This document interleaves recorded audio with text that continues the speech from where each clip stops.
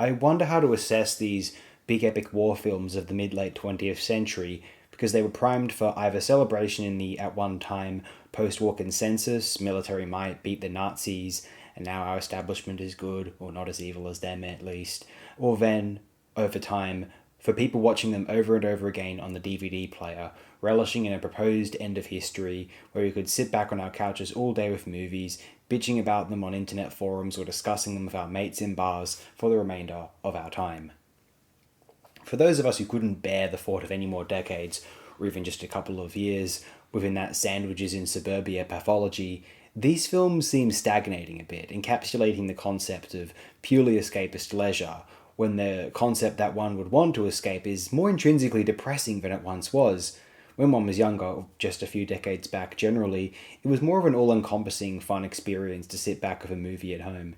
Now you wonder at all the in-your-face seriousness and harsh reality suffocating your potential participation in any aspect of our world, and experiencing films like The Guns of Navarone seem like cruel nostalgia for a time when people were just going to watch World War II films for all eternity. One prefers to witness something which will change the world beyond the screen, or at least the way they think about the world beyond the screen, and some gallant escapist ventures have done this, and I'm not sure if all of these grandiose World War II epics were able to accomplish this into the present time. Doesn't the thought of sitting back and watching works such as The Longest Day, The Great Escape, Battle of the Bulge, even The Wild Geese feel a touch depressing? If it is not, God bless you, I wish I could feel your feelings, but I can't help but feel unsatisfied with that sort of Western civilization consensus anymore, which is to say, that sort of centrist Labour or otherwise neoliberal worldview of politely socially progressive but dully market economy. We're slowly suffocating ourselves into a slow-paced depression, and I don't necessarily mean economically, but what do we as a society have to look forward to beyond food, drink, some of it alcoholic, certain companionship, and just sitting back and watching stuff? If we shouldn't want anything more, then so be it, but is this the first time in human history we would turn to the species and say, no, stop wanting to be more, just be happy with what you have for the remainder of time? There has to be something more to the world than sitting back and relishing in the quasi-conservative or outright spectator-subscribing pathos. For all the accusations that the left is all moralising and boring and no fun allowed, the only fun people I encounter are still on the left, even if most of it has been extracted of any charm by social media pseudo-virtuous posturing. Oh, and on old World War II films not feeling like uplifting experiences to inform one's interactions with the world anymore, I would say that escaping this fate, one of those cited classics, Aldrich's The Dirty Dozen doesn't count. That feels immune, more proto-punk and angry and less jingoistic. That is as timeless as any American action film from that decade.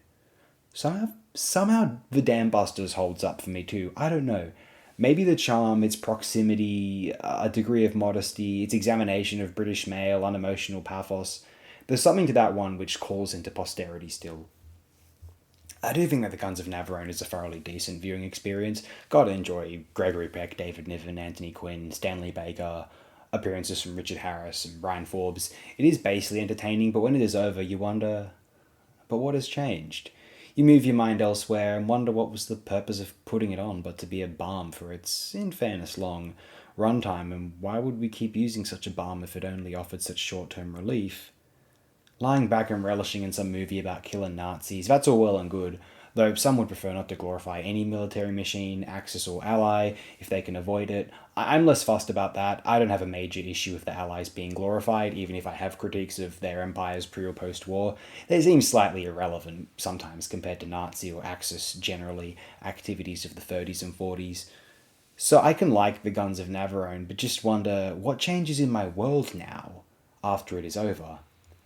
I don't want to blame the film for this. People needed respite at a time when it seemed the world may be nuked at any second. I get the function of cinema escapism at one time, especially when it entailed a literal venture to a destination beyond one's living abode. But now the DVD economy of the 2000s is over, and the 2010s is further unleashed beyond the initial 2010s stagnation. The revelation that we're not going to be happy just sitting back and relaxing, indulging in our conceptions of leisure for the remainder of time. In some respect, The radical, barking, political flame warring of the 2010s was the kick up the arse the culture needed, because the art we experienced felt more fulfilling when it served a purpose beyond distracting escapism. Forget the need to politically posture and demonstrating one's virtuous reading of the news. Socially relevant art is greater, existentially charged escapism, far more fulfilling than the old school jungle adventures, cops and robbers shoot 'em ups, the VFX driven genre films of the suburbitopia 80s, or even these gallant World War II epics such as the one you see screen caps of here now.